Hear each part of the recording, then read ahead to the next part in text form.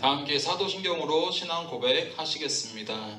나는 전능하신 아버지 하나님 천지의 창조주를 믿습니다. 나는 그의 유일하신 아들 우리 주 예수 그리스도를 믿습니다. 그는 성령으로 잉태되어 동정녀 마리아에게서 나시고 본디오 빌라도에게 고난을 받아 십자가에 못 박혀 죽으시고 장사된 지 사흘 만에 죽은 자 가운데서 다시 살아나셨으며 하늘에 오르시어 전능하신 아버지 하나님 우편에 앉아 계시다가 거기로부터 살아있는 자와 죽은 자를 심판하러 오십니다. 나는 성령을 믿으며 거룩한 공교회와 성도의 교제와 죄를 용서받는 것과 몸의 부활과 영생을 믿습니다. 아멘. 다 함께 찬송가 288장 다 같이 찬송하겠습니다.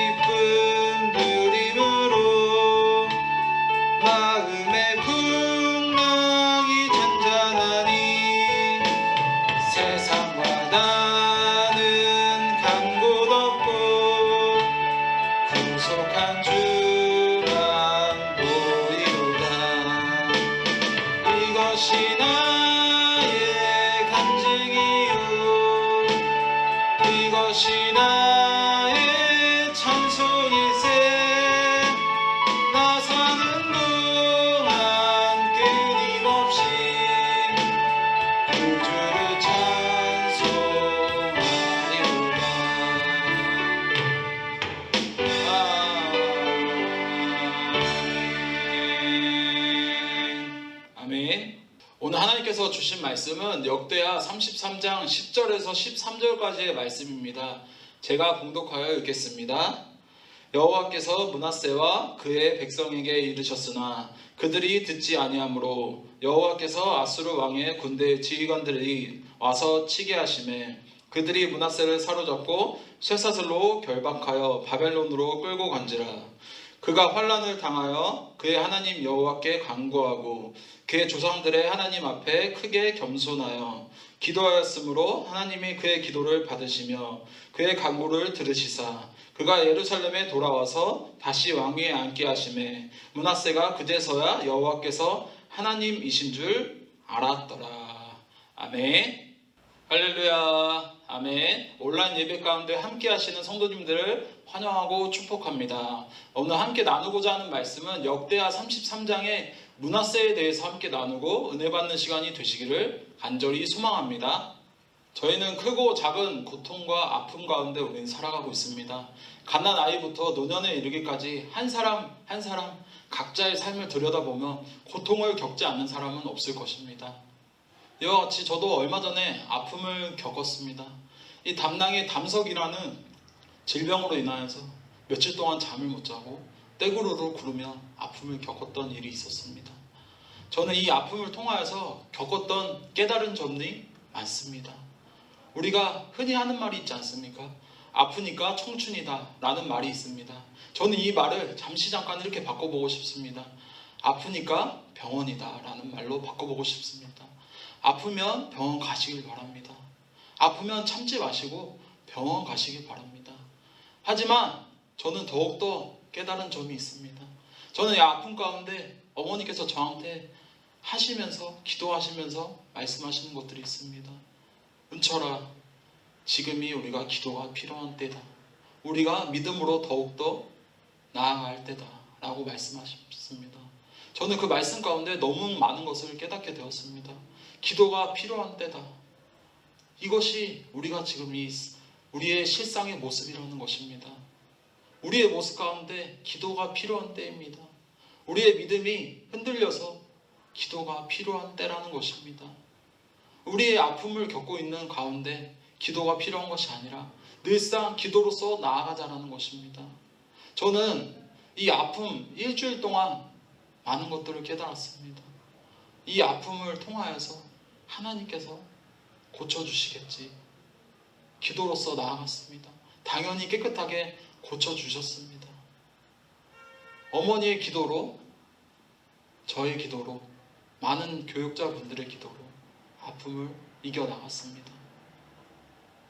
이와 같이 우리 성도님들도 아픔을 통하여서 기도하는 것이 아니라 늘상 기도로서 나아가시는 삶이 되기를, 오늘 하루가 되시기를 간절히 소망합니다. 이와 같이 우리 모두는 크고 작은 고통과 아픔 가운데 살아가지만 극복하며 해결해 가며 나아가고 있다는 것입니다. 그러나 문제는 우리가 지금 겪고 있는 어려움과 아픔 가운데 어떻게 오늘의 삶을 새로운 삶으로, 모습으로 전화위복시켜 나가느냐, 그렇지 못하느냐는 것입니다. 오늘 함께 읽으신 역대하 33장에 나오는 본문에 나오는 므낫세라는 자는 고통을 양약으로 바꾼 사람이었습니다. 므낫세의 아버지는 히스기야의 왕이었습니다. 절대 성군으로 불렸던 히스기야의 왕이 그의 아버지였다라는 것입니다. 므낫세는 그의 절대 성군이 히스기야의 행했던 길만 따라갔어도, 히스기야의 밥만 닮았어도 좋은 사람, 훌륭한 사람으로 기록되었을 텐데 불쌍하게도 그의 길을 따르지 못했다라는 것입니다. 아버지 히스기야의 길을, 반대의 길을 걸어갔던 자가 바로 이 므낫세라는 자였습니다. 이와 같이 성경 본문에서는 그의 행적을 2절과 3절의 말씀에 이렇게 표현하고 있습니다. 여호와 보시기에 악을 행하여 여호와께서 이스라엘 자손 앞에서 쫓아내신 이방 사람들의 가증한 일을 본받아 그의 아버지 히스기야가 헐어버린 산당을 다시 세우며 바알들을 위하여 제단을 쌓으며 아세라 목상을 만들며 하늘의 모든 일월 성신을 경배하여 섬기며. 아멘. 그는 위대한 히스기야 아버지가 왕이었지만 그는 위대한 히스기야 아버지의 왕의 길을 걸었던 자가 아니라 반대의 길을 걸었던 자였습니다. 하나님께서 이 모습을 보시고 가만히 있었을까요? 가만히 보시고 계시지 않았다라는 것입니다. 히스기야의 모습을 반만이라도 따라갔으면 좋은 사람, 훌륭한 왕이 되었을 텐데 므낫세는 그렇지 못하고 아버지의 길을, 반대의 길을 걸었다라는 것입니다. 하나님께서는 므낫세에게 항상 책망하시고 경고하시면서 말씀하십니다. 그러나 므낫세는 하나님의 경고도, 하나님의 음성도 들렸으나 듣지 않았습니다. 보았으나 보지 않고 들었으나 듣지 않았습니다. 그의 말씀이 10절의 말씀에 이렇게 나오게 됩니다. 여호와께서 므낫세와 그의 백성들에게 이르셨으나 그들이 듣지 아니하므로. 이와 같이 하나님께서는 므낫세를 심판하시기 전에 이전에 충분한 시간과 기회를 주셨다라는 것입니다. 선지자들을 통하여서, 양심의 찔림을 통하여서, 여러 시간을 통하여서 돌아볼 수 있는 시간을 주셨고 기회를 주셨다라는 것입니다. 그런 므낫세는 그때의 영적인 감각을 가지고 영적인 안테나를 높이 세워서 깨닫고 돌아가야 했지만 므낫세는 듣지 않고 보지 않고 돌이키지 않았고 므낫세와 함께한 남유다 백성들도 하나님의 경고 또한 받지 않고 듣지 않았습니다. 그러다 하나님께서는 그를 심판하게 됩니다. 결국 11절의 말씀에 또 이렇게 나오게 됩니다. 여호와께서 아수르의 왕 군대 지휘관들이 와서 치게 하심에 그들이 므낫세를 사로잡고 쇠사슬로 결박하여 바벨론으로 끌고 간지라. 이와 같이 무서운 일이 벌어진 것입니다. 이 사건은 열왕기에는 기록되지 않은 사건입니다. 므낫세가 끌려간 곳에서 일생을 마쳤거나 므낫세 대신 다른 왕을 세운 일이 없었기 때문입니다. 잠깐 볼모로 잡혔다가 다시 돌아온 사건입니다. 하지만 이 므낫세는 이 사건을 통하여서 많은 것을 깨닫게 됩니다. 자신이 하나님 앞에 잘못 살았음을 깨닫게 되는 모습을 보게 됩니다. 그 말씀이 12절과 13절의 말씀에 이렇게 기록되어 있습니다. 그가 환난을 당하여 그의 하나님 여호와께 간구하고 그의 조상들의 하나님 앞에 크게 겸손하여 기도하였으므로 하나님의 그의 기도를 받으시며 그의 간구를 들으시사 그가 예루살렘에 돌아와서 다시 왕위에 앉게 하심에 므낫세가 그제서야 여호와께서 하나님이신 줄 알았더라. 아멘. 우리가 이 13절에 나오는 이 단어에서 가장 중요하게 생각해야 됩니다. 그 단어는 바로 그제서야 라는 단어입니다. 그제서야 라는 말이 굉장히 중요한 의미를 가지고 있습니다. 끌려가서 크게 겸손하여 하나님께 기도했던 므낫세의 모습이 중요하다라는 것입니다. 소 잃고 외양간 고친 어리석은 사람이 바로 이 므낫세라는 자였습니다. 하지만 여기서 돌이키는 것이 얼마나 다행스러운 것입니까? 그가 돌이키기를 원하셨고 하나님께서는 그가 변화되기를 원하셨습니다. 하지만 므낫세는 그 말씀을 듣고 그 사건을 통하여서 자신의 잘못된 점을 깨닫고 하나님 앞에 엎드리며 기도하며 나아가며 다시 돌아갔습니다. 여호와께로 돌아갔다는 것입니다. 그가 돌이키자 하나님께서는 그의 모습을 보시고 용서하여 주시고 그를 다시 돌아오게 하셨고 왕권을 회복하게 하셨습니다. 가장 어리석은 사람은 하나님이 이렇게 징계함에도 불구하고 자기 주장대로 자기의 뜻대로 행하다가 결국 망해버리는 사람이라고 합니다. 성경에서 보면 소 잃고 외양간 고친 사람들이 많이 나오게 됩니다. 그런 사람일수록 하나님께서는 더 크게 사용하시고 그를 들어 하나님께서는 하나님의 역사하심을 보여주시고 사용한다라는 것입니다. 하나님께서는 그 뜻을 이루어 역사를 이루어 가시는 모습을 볼 수 있게 되고 우리는 들을 수 있게 됩니다. 성경 본문을 통하여서 므낫세의 모습을 우리는 보게 됩니다. 자기 주장대로 자기 뜻대로 나아가지만 결국은 하나님께 이 돌아오는 모습을 볼 수 있게 됩니다. 저희 인생은 자주 넘어지기도 하고 실패하기도 하고 잘못된 길을 걸어갈 때도 있습니다. 저와 여러분 우리 모두가 죄성을 가지고 태어났기 때문에 이와 같은 일을 할 수 있다는 것입니다. 때로는 넘어지기도 하고 실패하기도 하고 잘못된 길을 걸어갈 수 있습니다. 하지만 하나님께서는 그때 말씀하십니다. 여호와께로 돌아오라 라고 말씀하십니다. 그러나 욕심에 넘어지고 하나님의 징계를 받았을 때 깨닫고 돌아가야 합니다. 그때가 바로 우리가 돌아가야 할 때입니다. 우리의 이런 찬양도 있지 않습니까? 여호와께 돌아가자 라는 찬양의 제목도 있습니다.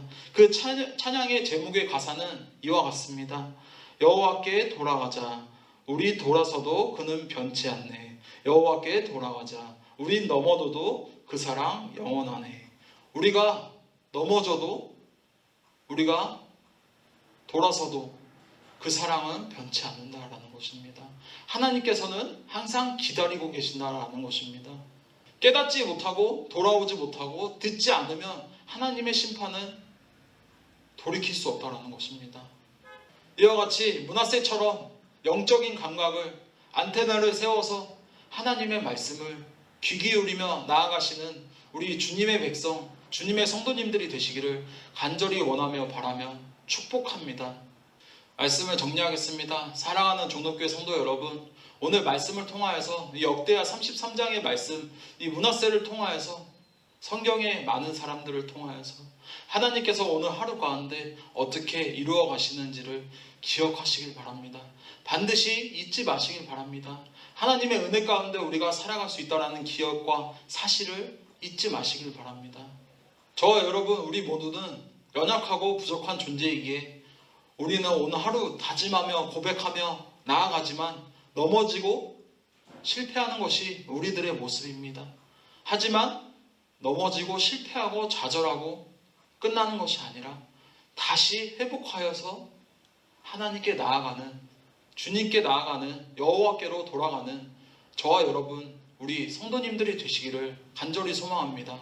그렇게 넘어졌다고 잘못된 상황이 아닙니다. 잘못된 모습이 아닙니다. 언제든지 넘어지고 실패하고 좌절할 수 있는 것이 우리들의 모습입니다. 그 가운데서 우리가 다시 일어나서 하나님 앞으로, 여호와께로, 주님께로 나아가시길 바랍니다. 오늘 말씀을 통하여서, 이 역대하 33장에 나오는 므낫세의 말씀을 통하여서 우리가 느끼는 마음들과 영적인 메시지가 각자가 느끼는 상황들이 다를 수는 있습니다. 하지만 이 한 가지 기억하시기 바랍니다. 우리가 한 가지 기억해야 될 것은 우리가 여호와께로 돌아가야 한다는 사실 잊지 마시고 오늘 하루도 순종하며 말씀 앞에 나아가시는 성도님들이 되시기를 간절히 소망합니다. 그렇게 날마다 회개하며 주님의 백성으로, 주님의 성도님들로 기도로, 말씀으로, 순종으로 나아가시는 사랑하는 종로교회 성도님들이 되시기를 간절히 원하며 바라며 주님의 이름으로 축복합니다. 이 시간 주신 말씀 기억하시면서 다 같이 기도하겠습니다. 사랑의 하나님 감사드립니다. 이 귀한 오늘 하루 새벽 시간 가운데 예배하게 해주심에 감사를 드립니다. 우리가 하나님의 말씀대로 살아가기로 작정하며 믿음의 고백으로 나아가지만 넘어지며 살아가는 것이 우리의 삶의 모습입니다. 다 회개하여 주시옵시고 오늘 하루도 말씀 가운데 새로워지고 변화되어지는 그러한 귀한 오늘 하루가 될 수 있게 도와주시옵시고 이 시간 기도하며 나아갑니다. 하나님께서 동행하여 주시옵소서. 예수님의 이름으로 기도드립니다. 아멘.